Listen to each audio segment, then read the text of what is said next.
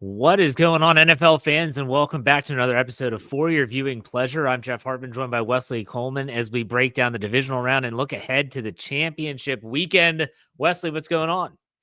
Oh, I mean, we're only a week and a half from the Pro Bowl, so it's what we've really been building up to. Seriously. Um, no, I mean, this is great.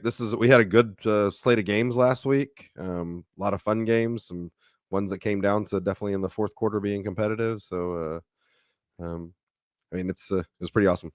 I think that, I asked the question, I asked you this last week as well, was wild card weekend a dud? Because there were a lot of blowouts. There were games that were not highly contested outside of maybe the Commanders and Buccaneers, but I thought the divisional round was phenomenal. I thought they did a great job in terms of, we'll talk about some of those games because we have to talk about some of those games as it sets up what's going to be the AFC and NFC championship games. But I thought they were great football games. I really can't complain about anything outside of the officiating in Kansas City. What about you? Yeah, I mean that's the big one that is just the question mark of Houston with the no turnovers, outgaining their opponent, and the before that game, teams who had ran the same stats as Houston were 49-0. Yeah. And I saw that on X, and I commented, "Well, the referees are 50-0 in such games." So it's I don't know. It's disappointing, and like I get it that some of it was probably overblown, but Kansas City's had 4 or 5 interesting calls in the last few minutes of games this year, and that's not even going into some of the early calls that have happened, but they've had calls at the end of games too. So it sucks that that's a narrative. When Patrick Mahomes is a great quarterback, and I mean it's going to go down as him flopping and acting and getting calls from referees that maybe aren't deserved. It makes it Well, interesting. what is it? Let's go down this rabbit hole for a second. What is your Yeah. take on what is your take on the officiating in terms of it always seems to be in favor of the Chiefs? And is it because they're the darlings of the NFL and the officiating is always looking out after them? Is it because Patrick Mahomes does his fair share of trying to talk to officials to get those calls? Or is there a conspiracy element to this? I love a good conspiracy theory. Is there a conspiracy element to this that the NFL wants the Chiefs to be successful? They want them to be in the mix. What's your take? No, there's no conspiracy. It's listen, I'm a Saints fan who the Saints have like some of the greatest reasons to believe that there's conspiracies as far as the fake bounty gate stuff that was admitted that every other team in the NFL was doing, but only one got punished for. And going down to the famous no call and that happened in the NFC Championship game that cost the Saints a chance and probably a victory in the Super Bowl. Saints fans love to have conspiracies. The NFL's against somebody. I don't think the NFL is telling referees to this.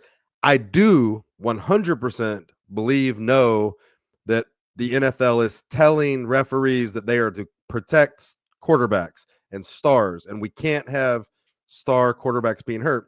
And is there a bigger star quarterback than Patrick Mahomes? So I think that there is something in the back of your mind when you've been told for the last 3, 4, 5 years, protect the stars, protect the stars, protect the stars. Don't let the quarterbacks get hurt. And then then it's Patrick Mahomes. That's even more amplified. I don't know if they look and see CJ Stroud right now getting hit the same way and have the same reaction in the back of their mind of, oh my God, this is what I've been hearing about for 5 years. Yeah. I think it's probably now.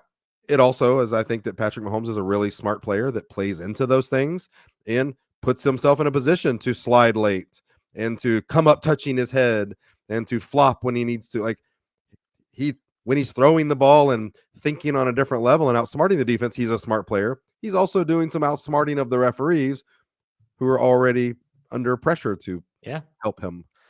I think a lot of it comes down to I can say that I feel this way. I can't speak for you. I have Chiefs fatigue. I felt the same way 100%. with the Patriots in the 2000s when you were just so sick of seeing the same team being there every single season, always seeing the success.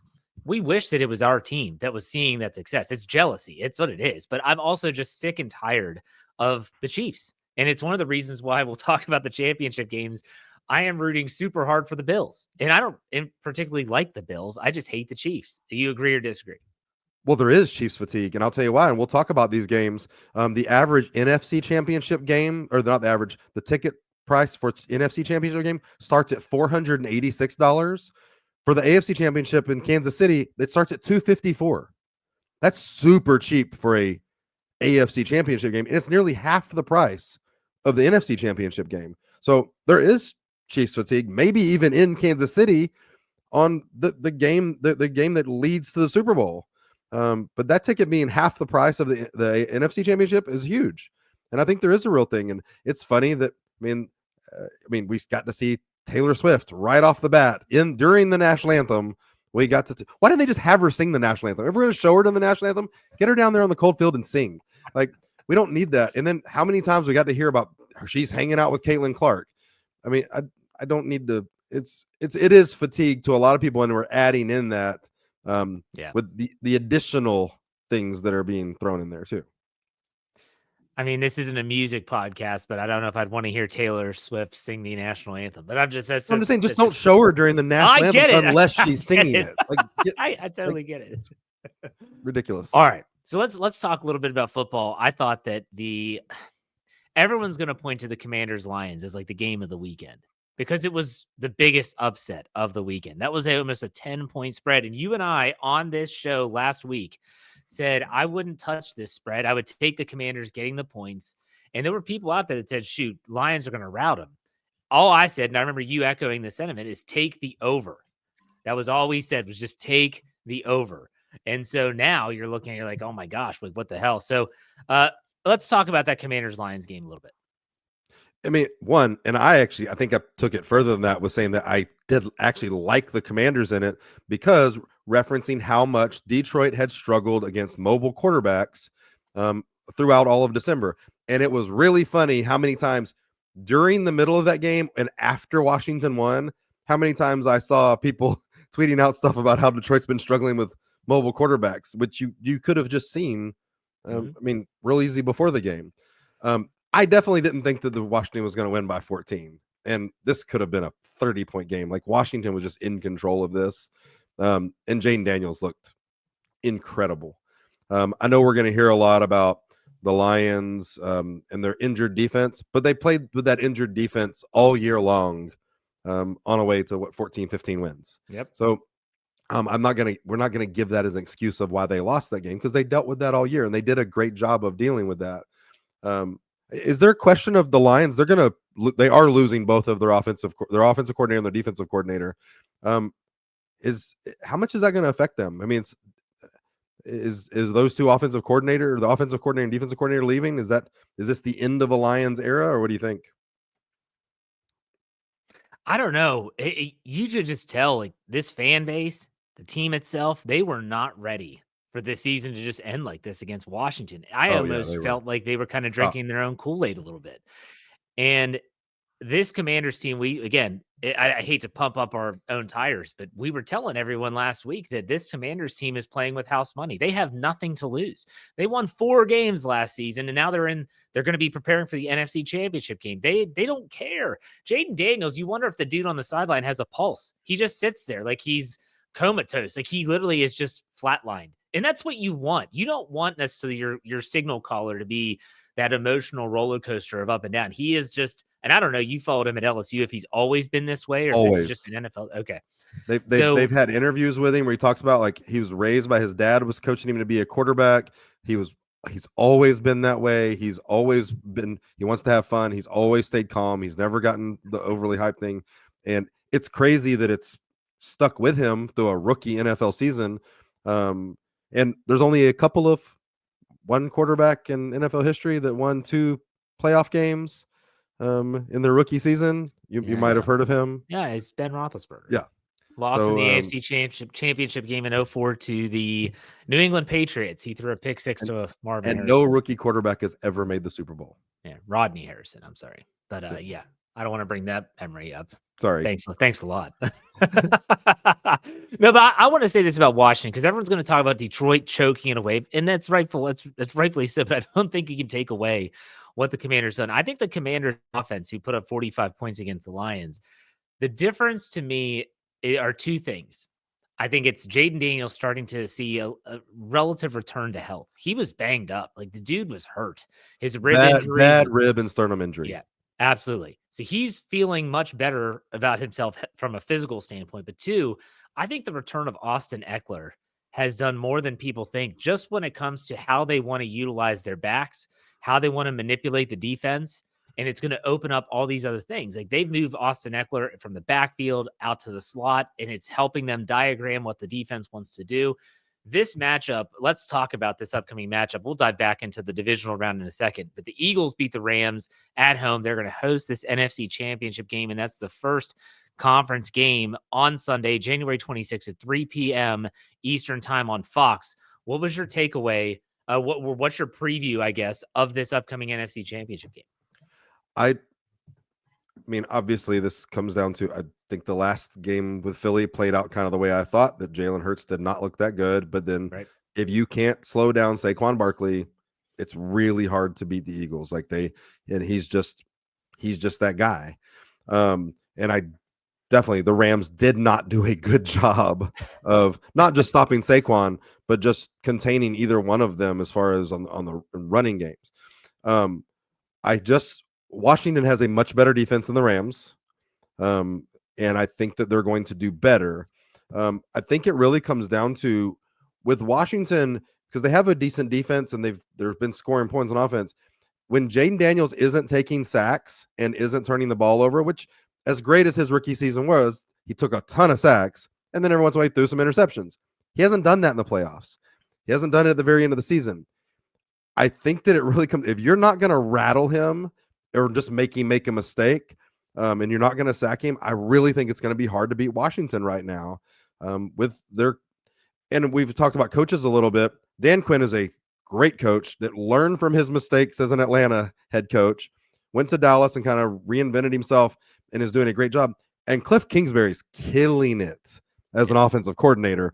And he's going to put himself into, I don't think he takes a job this year because he's going to get so much money to stay, because he's still getting paid by Arizona. But he's going to be the Ben Johnson of the 2026 offseason, where we're, wondering he can go anywhere he wants. Yeah. But Washington's set up to do well. Philadelphia's, they're fine, but it's Saquon Barkley. It's the Saquon Barkley show. And at some point you think that somebody's going to sell out to stopping him, right? Well, I think it comes down from the Philadelphia standpoint of how is the knee of Jalen Hurts, because he is someone that you saw in the second half. So when he got his leg twisted up, it looked pretty gruesome.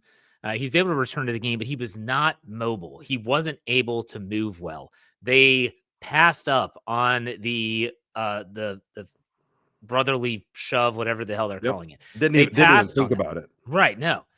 If he is that level of health in the NFC Championship game, that changes everything. He's going to play.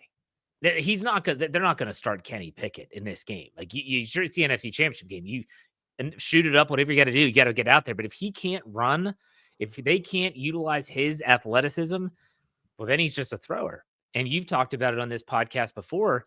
I don't think he's winning games as a thrower. So in good weather, he's going to complete 50% of his passes sometimes. Sure. So if you're talking about selling out to stop Saquon Barkley, the Pittsburgh Steelers did that earlier in this regular season. The difference was Jalen Hurts was mobile. Yep. He was athletic. If you take away his athleticism, that's when I think the Eagles are going to struggle, because then you can say, we will stop everything or do everything to stop Saquon Barkley. Can you beat us in the passing game? And if he does, hey, good for him. But that's the way you have to approach this, do you not? Yeah, for sure. And I just want to say, out of respect for, I think Saquon Barkley is the best running back in football. So let me also say that Washington could completely sell out and tell all 11 people to watch Saquon Barkley because they know he's getting it and he could bust it for 80 yards on that play. Yeah. So selling out for Saquon Barkley doesn't mean that you're going to stop Saquon Barkley. I wasn't trying to say that at all. But I agree. And, that knee injury, that happened at the end of the game, and he was struggling to finish the game. But is that one of those things that, okay, it was a little bit of a tweak, so a little bit of rest, a little bit of treatment, and it's better next week? Or is it one of those things that 2 days later is worse? Right. And now 5 days later is still bad. And so a week later is really affecting him. You're going to take a risk early, but I think early on, you force him to run somewhere to see if it's even possible. Absolutely. And that's going to be one of those wrinkles that we have in these championship games that are going to be, we're going to be hyper focused on them because obviously this is the last weekend with more than one football game on the docket. And so the early line as we record is Philly giving 6.5 points at home to the Washington Commanders. The fact that this is a divisional game, that these teams split in the regular season, again, I said it last week with the Commanders. I'll say it again this week. That's too much for me. That is too much for me. And the over-under, the total is 47.5. I don't know what the weather's calling for. I'm 39, sure. 39 degrees at game time, but like it'll obviously feel a lot worse than that. Okay. I'm thinking take the Commanders getting points. I'm not saying they're going to win outright. I think Philly does win, but I don't like the Philly to cover 6.5 points in this game. What about you? No, I don't either. And I mean, you're talking about they just played December 22nd in Washington, and the Commanders won 36-33. Yeah. So I just 6.5 seems crazy. I definitely, I don't know. I can't get my head around that. I would take Washington in the points for sure. Obviously, weather could play a factor in this game, and we'll find out if that's actually going to happen. Okay, let's go. It was 30 degrees December 22nd when Washington beat Philly 36-33. It was 30 degrees in Washington. Yeah. So I mean, it's not like it was great weather. It just happened to be some great December day. Like Washington and Jaden Daniels have had success in this weather against this Philly team. Well, and that's going to be a game that Eagles fans are going to say, well, Kenny Pickett played in that game. And that's true because Jalen Hurts did have to leave that game. And Kenny Pickett came in. He didn't play poorly. He threw an interception, but he didn't play poorly. So this will be interesting. And let's go to the other side. We talked about the Chiefs, their win over the Texans 23-14. We haven't talked about Ravens and Bills, which I thought was a really good game. It was a game that obviously I watched closely because of the AFC North ties. Man, this was I just can't. This is a game that Lamar, you can't have this game. You can't have the bad interception. You can't have the fumble. And Mark Andrews picked a really bad day to have one of his worst days in this divisional round. The Ravens lose 27-25. Bills go on. What do you think about that game in the divisional round? Well, I'm going to first say, yes, Lamar did not have a great game. I think that Baltimore's offensive coordinator had a worse day. Derrick Henry, 16 carries for 84 yards. Why didn't he have 25 carries? Insane. They did this last year when they hosted the Chiefs. When they hosted the Chiefs in the AFC Championship game last year, they ran it like 17 times total. Like, this is a running football team. What are you doing? I don't get it either. It's a good point, but I digress. I don't want to interrupt. Nothing to get. I mean, we don't have to get too much into the MVP talk, but Derrick Henry might be the most valuable player on the Ravens. And he rushed for the 11th highest total in NFL history this year, 1,921 yards, the 11th highest in history for a regular season. And there's all this talk about whether, I mean, Lamar might be the MVP of that team. He might not be the MVP of his own team. And him getting 16 carries, it just is crazy. The throw at the end, there's been a lot of talk about, one, Lamar Jackson threw the ball 1.5 seconds later than he should have, and threw it a little bit low in a weird thing where if you're skating on ice. Now, come on. No, I'm saying Mark Andrews still should have caught the ball. I know people are saying that, but do you believe all that? Well, Chris Sims is the one who said it, and if there's anybody in the history of football that knows about throwing a bad pass, it's Chris Sims. So maybe he's an expert. No, Mark Andrews should have caught that. I'm not saying that, but there was some talk of. Having said that, Derrick Henry should have been running the ball. Lamar Jackson shouldn't have been throwing the ball. Like, at some point when you're that good, you can tell the person, hey, we're going to hand the ball to that guy. Good luck. Like, it was just too much. And it didn't make sense to me. So, but yeah, then Lamar did not have a great game. The fumble and the interception were inexcusable, and definitely you're talking about a 2-point game. So either one or both of those turnovers cost you the game. Chris Sims, I saw that take, and okay. If you're talking like from hip to hip, like it was on the wrong hip. I mean, catch the freaking football, Oh man. yeah. Like, just catch the ball. Well, Like did you that. know? So as great as Mark Andrews has been, he's played 6 games against the Buffalo Bills in Buffalo and had no touchdowns ever. That's incredible. And It's his crazy, fumble was a backbreaker. man. Like I said, he picked a bad day to have a really bad day. And so the Ravens, with all the hype surrounding this team, and they had won all those games, I think 5 or 6 in a row, heading into that game in Buffalo. Their season ends abruptly, and now the Buffalo Bills are on to the conference championship game. This is the nightcap, 6:30 p.m. Eastern. Where we've seen this before. Bills at Chiefs. Currently, the Chiefs are giving 2, so they don't even get the home spread of 3 points. I think that's telling. But before we talk about picks and spreads, what do you think about this Bills Chiefs game in the AFC Championship?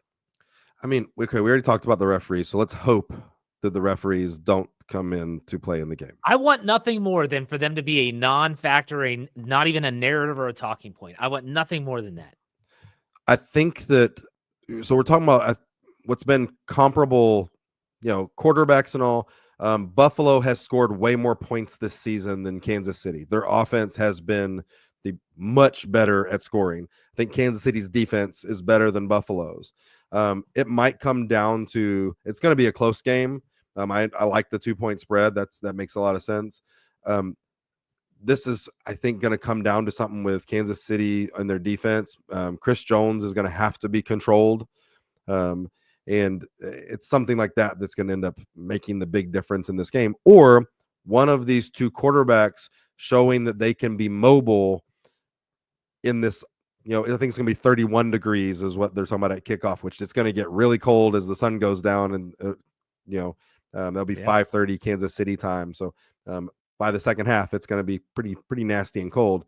And it's going to be which of those quarterbacks probably scrambling is going to gain a first down or scramble into the end zone to make a difference in what it should be a close game.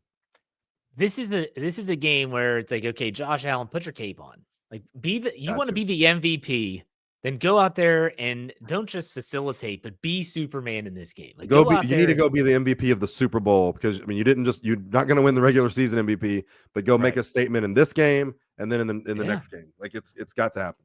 Because this is what Patrick Mahomes has thrived on his entire career. Is no one how long have we been talking about, yeah, the Chiefs aren't that good. The Chiefs aren't that good. And yet here we are.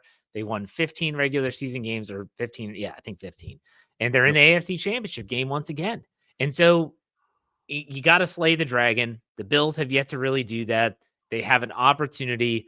I think that this team, just personally, I think that the Bills have been there, done that enough, and they've already beaten the Chiefs this regular season in Buffalo.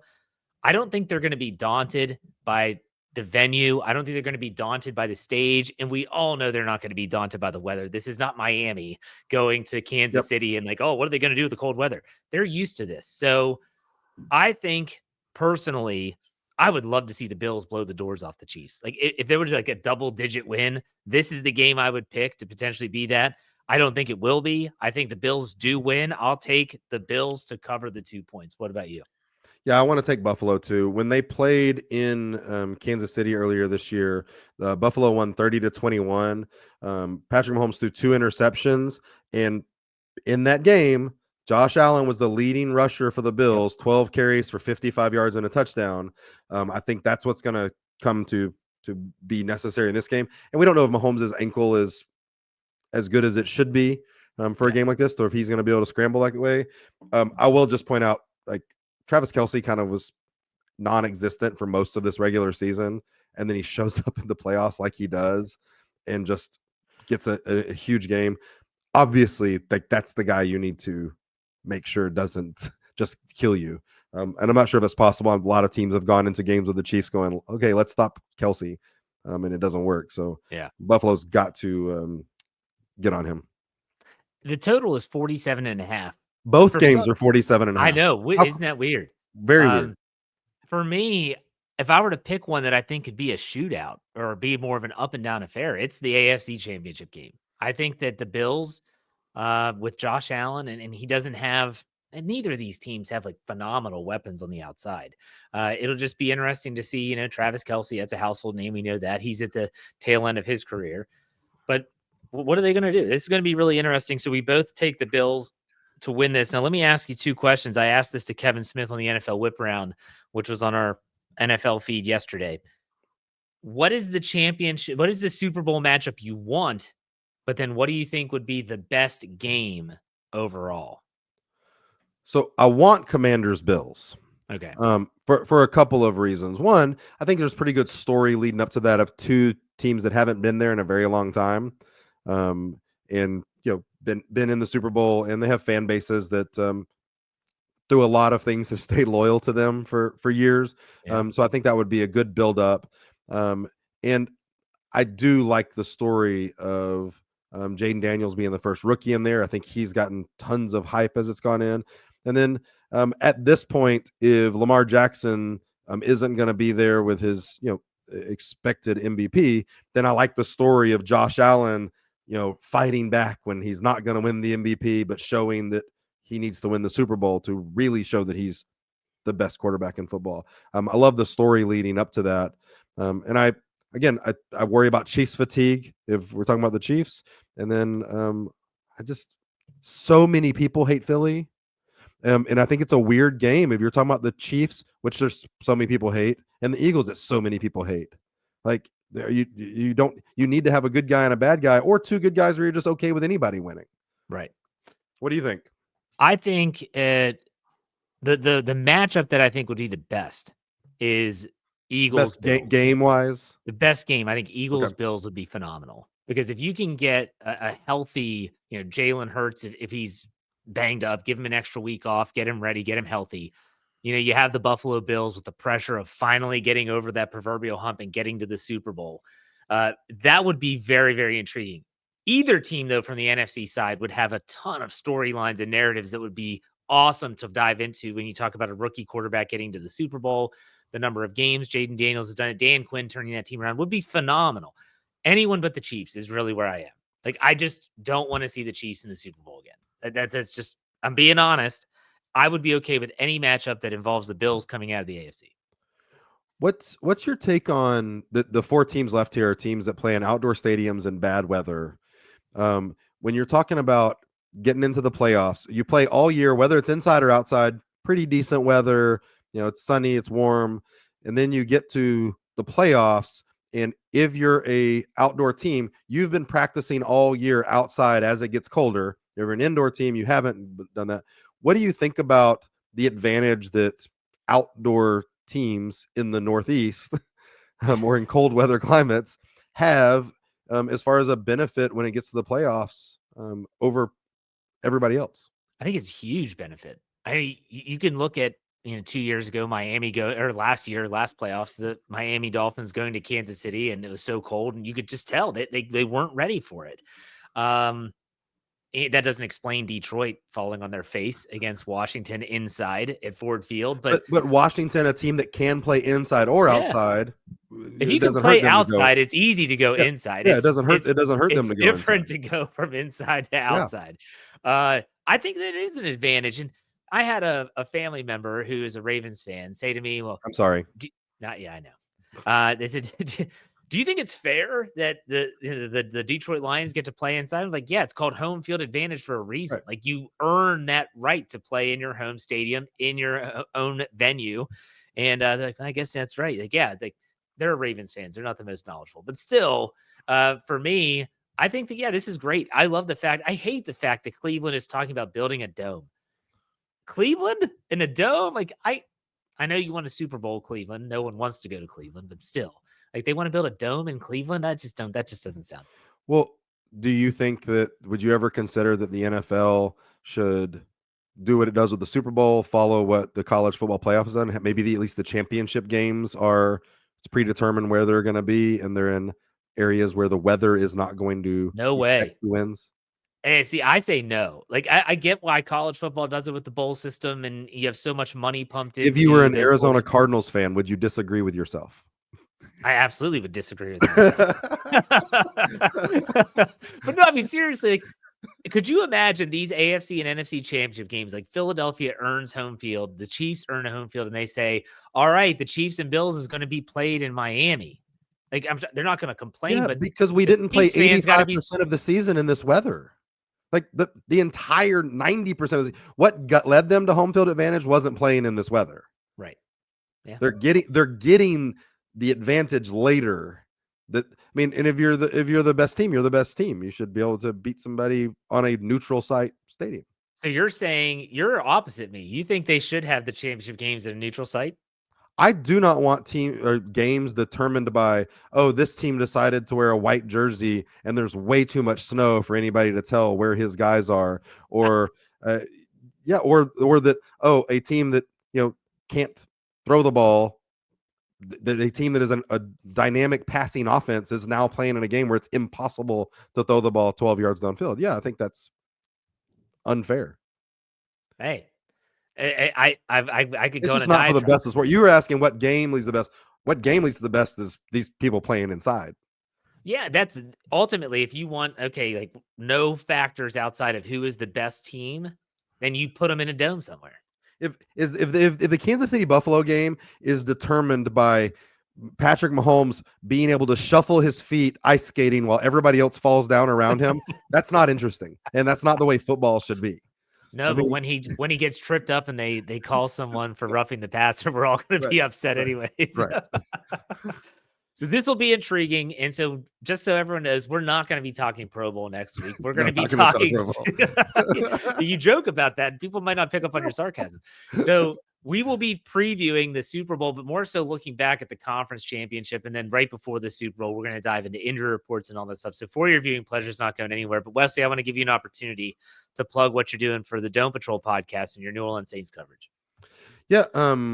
We're covering the New Orleans Saints on the Dome Patrol podcast. It's at Dome Patrol PCast on X. You can find us on all your streaming platforms.